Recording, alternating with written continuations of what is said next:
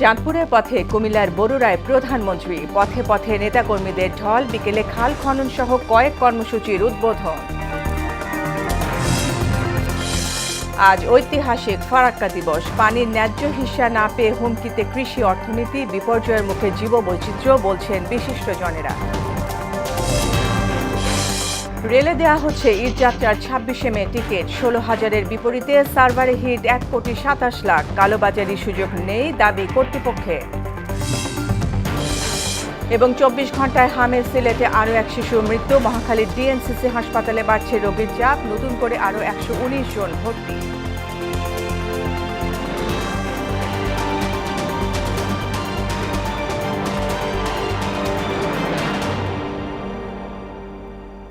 আসসালামু আলাইকুম। মোহনা সংবাদে সবাইকে স্বাগত। এতক্ষণ শুনছিলেন শিরোনাম, পুরো সংবাদে সঙ্গে আছি ফারজানা ইয়াসমিন। দীর্ঘ ২৪ বছর পর কুমিল্লার বরুড়ায় গেলেন প্রধানমন্ত্রী তারেক রহমান। প্রিয় নেতাকে বরণ করে নিতে ভিড় করেছেন হাজারো মানুষ। দাউদকান্দি থেকে পথে পথে নির্বাচনী এলাকার নেতাকর্মীরা প্রধানমন্ত্রীকে রাস্তার পাশে দাঁড়িয়ে স্বাগত জানাচ্ছেন। বরুড়া উপজেলার লক্ষ্মীপুর বাজার খেলার মাঠে পথসভায় বক্তব্য রাখবেন তিনি। এই পথসভাকে ঘিরে সভাস্থলে হাজারো নেতাকর্মীরা ভিড় করেছেন। পরে চাঁদপুরে খোর্দ খাল খননের উদ্বোধন করবেন সরকার প্রধান।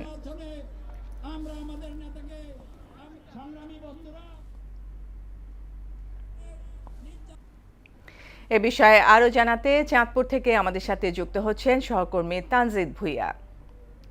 তানজিদ, প্রধানমন্ত্রীর আগমনকে ঘিরে সার্বিক পরিস্থিতি আমাদের জানান।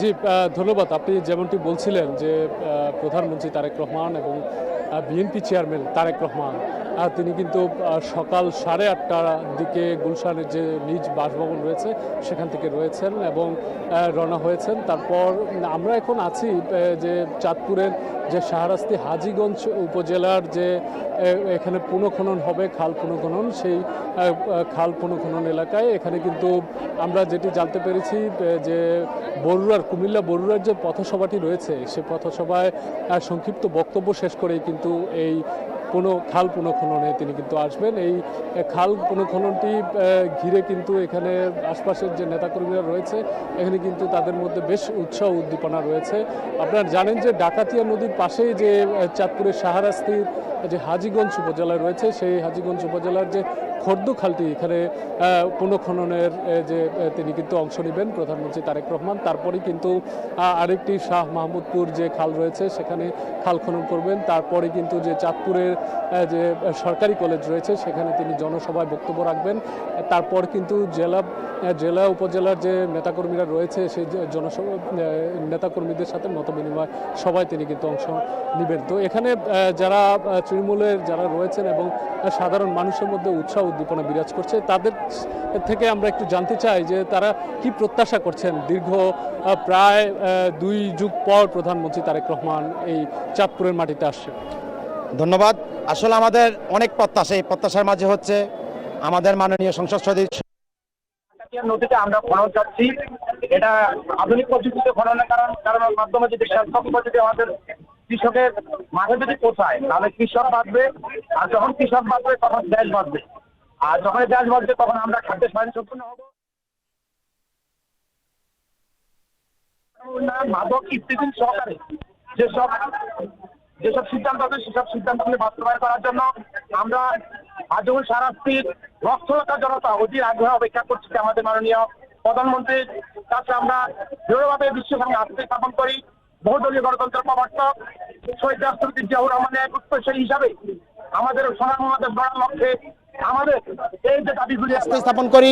বহুদলীয় গণতন্ত্রের প্রবর্তক শহীদ রাষ্ট্রপতি জিয়াউর রহমানের উত্তরসূরি হিসাবে আমাদের সোনার বাংলাদেশ গড়ার লক্ষ্যে আমাদের এই যে দাবিগুলি আছে, আমাদের একটা মেডিকেল কলেজ দরকার, আমাদের একটা মিনি স্টেডিয়াম দরকার, সর্বশেষ আমাদের যে অবকাঠামো উন্নয়নের সাথে সাথে আমাদের কর্মসংস্থান, আমাদের শিক্ষার সাথে সাথে কর্মসংস্থানমূলক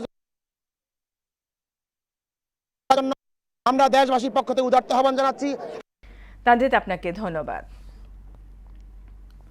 আজ ঐতিহাসিক ফারাক্কা দিবস। ৪৯ বছর আগে ১৯৭৬ সালের এই দিনে মজলুম জননেতা মাওলানা আব্দুল হামিদ খান ভাসানীর নেতৃত্বে মরণ বাঁধ ফারাক্কা অভিমুখে লাখো জনতার লং মার্চ অনুষ্ঠিত হয় চাঁপাইনবাবগঞ্জের কানসার উচ্চ বিদ্যালয় মাঠে।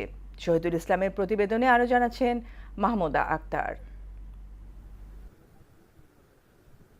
১৯৭৬ সালের এই দিনে ভারতের পানি আগ্রাসনের বিরুদ্ধে মাওলানা ভাসানী ফারাক্কা বাঁধের বিরূপ প্রভাব ও এর বিভিন্ন ক্ষতিকর দিক তুলে ধরে যে প্রতিবাদ করেছিলেন, সেই সাহসী উচ্চারণ বাংলাদেশের মানুষের অনুপ্রেরণার উৎস হয়ে আছে আজও। ভারতের পশ্চিমবঙ্গের মালদহ ও মুর্শিদাবাদ জেলায় অবস্থিত ফারাক্কা ব্যারেজের নির্মাণ কাজ শেষ হয় ১৯৭৫ সালে। ওই বছর থেকেই ব্যারেজের মাধ্যমে পানি প্রবাহ নিয়ন্ত্রণ করে ভারত। এর প্রভাব পড়েছে চাঁপাইনবাবগঞ্জের পদ্মাসহ আরও 4টি নদীতে। স্থানীয়রা বলছেন, নদী শুকিয়ে যাওয়ায় জীববৈচিত্র্যের উপর বিরূপ প্রভাব পড়েছে। মাওলানা ভাসানী প্রায় 50 বছর আগে আমার পিছনে কানসার হাই স্কুলে এসেছিল। ফারাক্কার কারণে আমাদের এই জমিগুলো আমার সব মরুভূমি। ফারাক্কার কারণে আমার বাপ দাদার 50 বিঘা মতন জমি, পানির কারণে আমাদের সব জমি জায়গা বিলীন হয়ে গেছে। ফারাক্কার কারণে নদী এমন চোটে পানি ছাড়ছে যে ঘরে জীবন বাঁচা দেয়, ঘর খান যে টানবে পরিস্থিতি নাই। ১৯৯৬ সালে ফারাক্কার পানি বন্টনের বিষয়ে ভারত ও বাংলাদেশের মধ্যে ৩০ বছর মেয়াদী চুক্তি হলেও বাংলাদেশ পানি পায়নি। এতে মরুকরণের দিকে যাচ্ছে উত্তর পশ্চিমাঞ্চল। পানি সংকট দ্রুত সমাধান না হলে একদিকে যেমন হুমকিতে পড়বে কৃষি অর্থনীতি, তেমনি বিপর্যয় ঘটবে খাদ্য সংকট সহ জীববৈচিত্র্যের, বলছেন এই শিক্ষাবিদ। পানির যে লেভেলটা কমে গেছে, এই কারণে যে নদীর পানি শুকিয়ে গেছে, এর ফলে জীববৈচিত্র্যের উপরে আসলে অনেক বড় একটা হুমকি চলে এসেছে। ফারাক্কা ব্যারেজের দীর্ঘমেয়াদী প্রভাবে শুষ্ক মৌসুমে পানির অভাবে দেখা দিয়েছে নাব্যতা সংকট। এ নিয়ে পরিকল্পনার কথা জানালেন পানি উন্নয়ন বোর্ডের এই কর্মকর্তা। ফারাক্কা বাঁধের কারণে প্রতি বছর বর্ষার সিজনে আমাদের অতিরিক্ত পানি চলে আসে। এর ফলে পদ্মা সহ আমাদের আরো যে চাঁপাইনবাবগঞ্জে যে নদীগুলো আছে সেগুলোতে তীব্র নদী ভাঙন দেখা দিচ্ছে। আব্দুল হামিদ খান ভাসানীর স্বপ্ন পূরণ ও নদীবর্তী এলাকার কৃষক বাঁচাতে জরুরি উদ্যোগ নেওয়ার দাবি সংশ্লিষ্টদের। মাহমুদা আক্তার, মোহনা সংবাদ।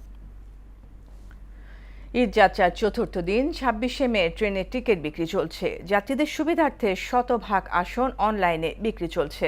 সকালে ৩০ মিনিটের মধ্যে ১৬,০০০ টিকিটের বিপরীতে ১,২৭,০০,০০০ বার সার্ভারে হিট হয়েছে। আসন না পেয়ে ভোগান্তিতে পড়েছেন যাত্রীরা। তবে কালোবাজারির সুযোগ নেই বলে দাবি করেন স্টেশন ম্যানেজার। উষা ফেরদৌসের রিপোর্ট, জানাচ্ছেন রাজু আলাউদ্দিন। নিরাপত্তা, আরামদায়ক পরিবেশ, নির্দিষ্ট সময়ে গন্তব্যে পৌঁছানোর নিশ্চয়তা এবং সাশ্রয়ী ভাড়ার কারণে বেশিরভাগ মানুষ স্বস্তির যাত্রা হিসাবে ট্রেনকে বেছে নেয়। পবিত্র ঈদুল আজহা উপলক্ষে ঘরমুখো মানুষের যাত্রা নির্বিঘ্ন করতে অগ্রিম টিকিট বিক্রি কার্যক্রম চালিয়ে যাচ্ছে বাংলাদেশ রেলওয়ে। এরই অংশ হিসেবে যাত্রার চতুর্থ দিন অর্থাৎ ২৬শে মে ট্রেনের টিকিট বিক্রি চলছে। অন্যদিকে অনলাইনে টিকিট না পাওয়ার অভিযোগ রয়েছে অনেক। অনলাইনে যে সিস্টেম, এই সিস্টেমের গেরা করলে পরে দেখা যাচ্ছে যে আমরা যারা উত্তরবঙ্গের যাত্রী আছি, আমরা সঠিক সময়ে ক্লিক করার পরও টিকিট পাচ্ছি না। 2টার সময় যদি আমরা প্রবেশ করি সার্ভারে ওয়েবসাইটে, দেখি সবগুলা টিকিট আছে, মুহূর্তের ভিতরে সার্ভার ডাউন মারে, টিকিট শু করতেছে কিন্তু টিকিট কাটতে পারতেছে না। সারাদিন থাকলেও টিকিট নাই, স্টেশনেও টিকিট নাই, অনলাইনেও কোনো টিকিট নেই। সকাল ৮টা থেকে 8:30 পর্যন্ত ১৬,০০০ টিকিটের বিপরীতে ১,২৭,০০,০০০ বার হিট করার ফলে এই ভোগান্তি বলে জানিয়েছে স্টেশন মাস্টার। ১৬,০০০ প্লাস টিকিট বিক্রি হয়েছে সকালে। সকাল ৮টা থেকে 8:30টার মধ্যে আমাদের সার্ভারে হিট করেছে ১,২৭,০০,০০০। আর ৯টার মধ্যে সকল টিকিট বিক্রি, পশ্চিমাঞ্চলে টিকিট বিক্রি শেষ হয়েছে। 14 ঘটিকা থেকে আমরা পূর্বাঞ্চলে টিকিট বিক্রি শুরু করব। এখানে প্রায় ১৬,০০০ প্লাস টিকিট আছে। কোনো রকম টিকিট কালোবাজারির অভিযোগ নেই বলেও জানান তিনি। কোনো ধরনের কালোবাজারি কোনো অভিযোগ আমার কাছে পর্যন্ত আসেনি বা কোনো আমি এখনো পাইনি। এদিকে যাত্রীর চাহিদার কথা বিবেচনায় রেখে যাত্রার দিন মোট আসনের ২৫% স্ট্যান্ডিং টিকিট কাউন্টার থেকে বিক্রি করা হবে। রাজু আলাউদ্দিন, মোহনা সংবাদ, ঢাকা। ঈদুল আজহা উপলক্ষে চাঁপাইনবাবগঞ্জে প্রস্তুত রয়েছে 2.5 লক্ষাধিক পশু। এরই মধ্যে প্রিয় পশু হাটে তুলতে সম্পূর্ণ প্রস্তুত খামারিরা।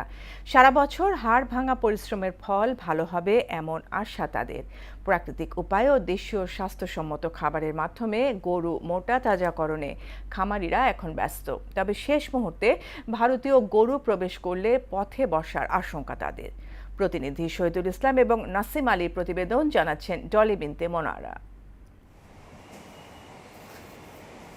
দিন যতই ঘনিয়ে আসছে, কোরবানির ঈদ ঘিরে ব্যস্ততা বাড়ছে চাঁপাইনবাবগঞ্জের পশু খামারিদের। বাড়তি যত্ন আর পরম মমতায় প্রিয় পশুকে শেষ সময়ে হাটের জন্য প্রস্তুত করছেন তারা। জেলায় এবার প্রস্তুত আছে 2,26,050টি পশু, আর চাহিদা হচ্ছে 1,67,202টি। উদ্ধৃত 58,848টি পশু দেশের বিভিন্ন জেলার চাহিদা মেটাবে এমন আশা সংশ্লিষ্টদের।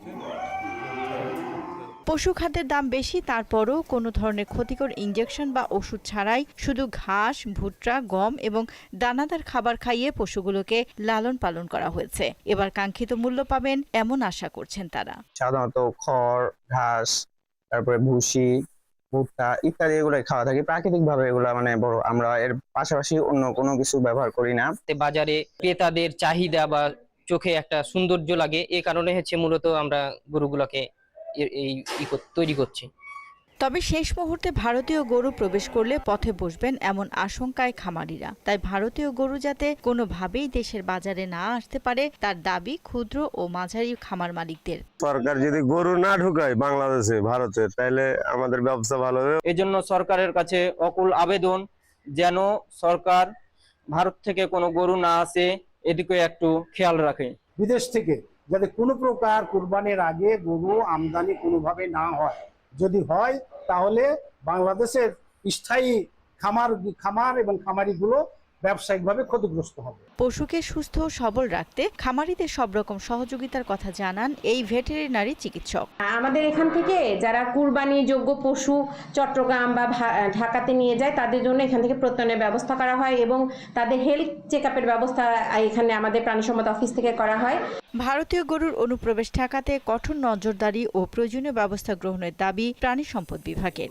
আমরা প্রাণী সম্পদ দপ্তর তাদেরকে সার্বক্ষণিক পরামর্শ দিচ্ছি যে কিভাবে তারা সুস্থ সবলভাবে এই গরুগুলোকে তাদের লক্ষ্যে নিয়ে যেতে পারেন এবং তারা একটা ভালো ফল পাবেন বলে আমরা আশা করছি। সব শঙ্কা কাটিয়ে কাঙ্ক্ষিত লাভের মুখ দেখবেন খামারিরা, এমন প্রত্যাশা তাদের। ডলি বিনতে মনোয়ারা, মোহনা সংবাদ। গেল বছরের ভয়াবহ বন্যার ক্ষত এখনো শুকায়নি। এর মধ্যে ঘনিয়ে আসছে বর্ষা, কিন্তু ফেনীর মুহুরী, কহুয়া ও সিলোনিয়া নদীর ভাঙা বাঁধ মেরামতে জোড়াতালির কাজ নিয়ে ক্ষোভে ফুঁসছেন স্থানীয়রা। জেলার উত্তরাঞ্চলের লাখো মানুষ আবারও বন্যার আতঙ্কে দিন কাটাচ্ছেন। স্থায়ী ও টেকসই বাঁধ নির্মাণের দাবি জানিয়েছেন ভুক্তভোগীরা। সুরঞ্জিত নাগের তথ্যে আরও জানাচ্ছেন তাহসিন তারিন। গেল বর্ষায় ভারতীয় উজানের পানির চাপে ফেনীর ফুলগাজী, পরশুরাম ও ছাগলনাইয়া উপজেলার মুহুরী, কহুয়া ও সিলোনিয়া নদীর 35টি স্থানে বাঁধ ভেঙে প্লাবিত হয় 102টি গ্রাম। ক্ষতিগ্রস্ত হয় ঘরবাড়ি, ফসলি জমি ও রাস্তাঘাট। ভাঙা বাঁধ মেরামতে 2,44 লাখ টাকা বরাদ্দ নিয়ে কাজ শুরু করে পানি উন্নয়ন বোর্ড। তবে 9 মাস পেরিয়ে গেলেও অধিকাংশ স্থানে এখনো টেকসই কাজ শেষ হয়নি বলে অভিযোগ স্থানীয়দের। কোথাও মাটির বস্তা ফেলে, কোথাও সাময়িকভাবে মাটি ভরাট দিয়ে চলছে দায়সারা মেরামত।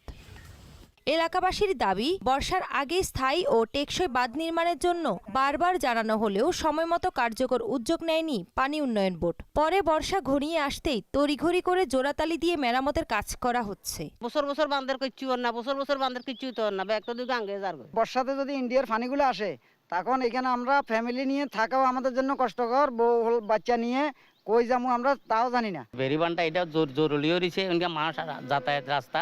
এখানে কৌয়ার পাড়ে বৃষ্টি আসলে এখানের মানুষজন যারা বসবাস করে খুবই আতঙ্ক থাকে। তবে অভিযোগ অস্বীকার করে পানি উন্নয়ন বোর্ডের এই কর্মকর্তা বলেন, চলমান প্রকল্পের আওতায় এখনো কাজ চলছে এবং ঝুঁকিপূর্ণ এলাকাগুলো পর্যায়ক্রমে মেরামত করা হচ্ছে।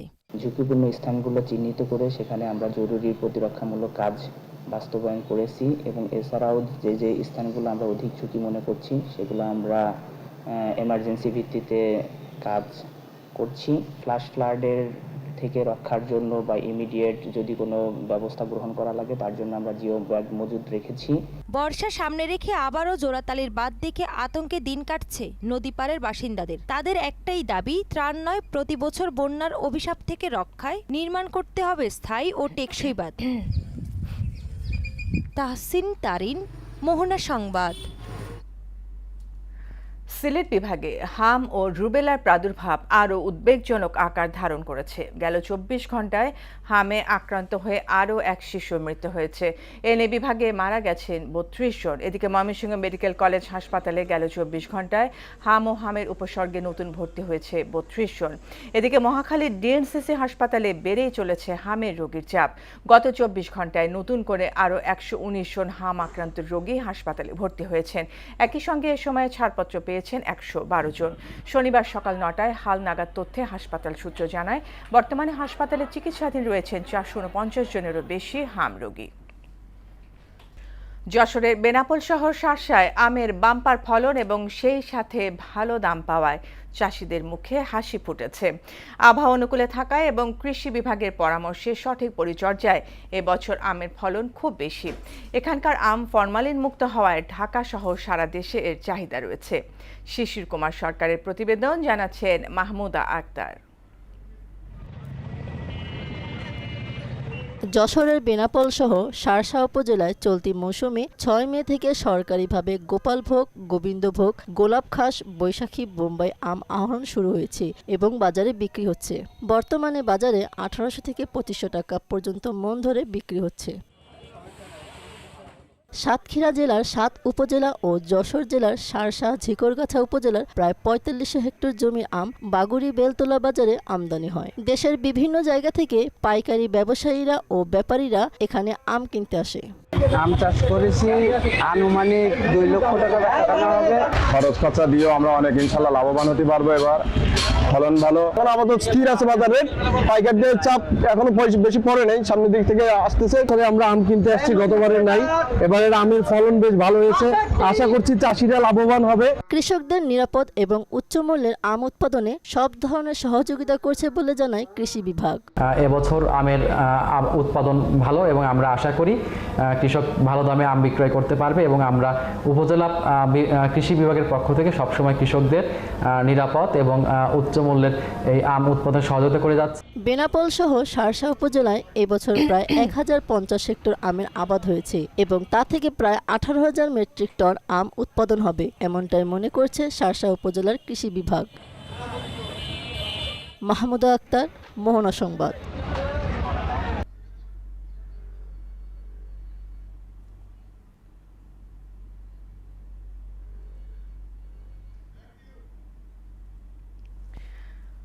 ভারতের সঙ্গে ন্যায্য হিস্যার ভিত্তিতে বাংলাদেশের সম্পর্ক হওয়া উচিত এবং সেই সম্পর্কের ভিত্তিতেই ফারাক্কা বাঁধের সংকট সমাধান করতে হবে সরকারকে। ফারাক্কা দিবস উপলক্ষে শনিবার রাজধানীর প্রেস ক্লাব এলাকায় আয়োজিত ভাসানী মঞ্চের সভায় সরকারের প্রতি আহ্বান জানানো হয়। এতে 1972 সালে ভারতের সঙ্গে বাংলাদেশের হওয়া চুক্তির জন্যই ফারাক্কা সমস্যার সমাধান না হওয়াকে দায়ী করেন বক্তারা। পাশাপাশি এই সংকট সমাধানে মৌলানা আব্দুল হামিদ খান ভাসানী ও সাবেক রাষ্ট্রপতি জিয়াউর রহমানের নেয়া উদ্যোগকে স্মরণ করেন তারা। সভায় প্রধান অতিথি হিসেবে উপস্থিত ছিলেন বিশিষ্ট সাংবাদিক রিটা রহমান। এছাড়া উপস্থিত ছিলেন বীর মুক্তিযোদ্ধা জাসাসের সাবেক সভাপতি এবং বর্তমান মোহনা টেলিভিশনের নির্বাহী পরিচালক এম এ মালিক সহ ভাসানী মঞ্চের সংশ্লিষ্টরা। এটা শুরু হয়েছে 1972 সাল থেকে, যেদিন শেখ মুজিবুর রহমান 1972 সালের 17 মার্চ গ্যারান্টি ক্লজ 0 একটি চুক্তি করেছেন। 25 বছর মেয়াদী যে চুক্তি করেছেন, এই চুক্তির ফসল আজকে আমরা ভোগ করছি। যে এই চুক্তির মধ্যে এই ভারতের মুর্শিদাবাদ জেলার ফারাক্কা নামক স্থানের যে বাড়তি স্থাপন করছো, সেটা ছিল বাংলাদেশের জন্য একটা মরণ ফাঁদ। আজকে এই ফারাক্কা বাঁধের জন্য বাংলাদেশের 54 বাংলাদেশের নদী নালা শুকিয়ে যাচ্ছে, ফসল মার খাচ্ছে এবং বাংলাদেশের জনজীবন আজকে অতিষ্ঠ হয়ে পড়ছে এই ফারাক্কা বাঁধের কালো থাপার। শেষ করব মোহনা সংবাদ, যাবার আগে শিরোনামগুলো আরও একবার। চাঁদপুরের পথে কুমিল্লার বরুড়ায় প্রধানমন্ত্রী, পথে পথে নেতাকর্মীদের ঢল, বিকেলে খাল খনন সহ কয়েক কর্মসূচির উদ্বোধন। আজ ঐতিহাসিক ফারাক্কা দিবস। পানির ন্যায্য হিস্যা না পেয়ে হুমকিতে কৃষি অর্থনীতি, বিপর্যয়ের মুখে জীববৈচিত্র্য, বলছেন বিশিষ্টজনেরা। রেলে দেয়া হচ্ছে ঈদযাত্রার 26 মে টিকিট। 16,000-এর বিপরীতে সার্ভারে হিট 1,27,00,000। কালোবাজারির সুযোগ নেই দাবি কর্তৃপক্ষের।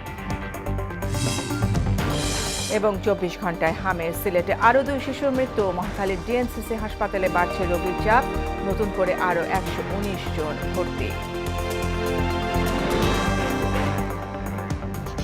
এই ছিল মোহনার সংবাদে। পরবর্তী সংবাদ বিকেল 5:30টায়। এর আগে বিকেল 3টায় দেখবেন সংবাদ এক নজরে। মোহনার সবশেষ খবর জানতে ভিজিট করুন www.mohana.tv। সংবাদ দেখতে পারেন ফেসবুক, ইউটিউব। এতক্ষণ সঙ্গে থাকার জন্য ধন্যবাদ সবাইকে।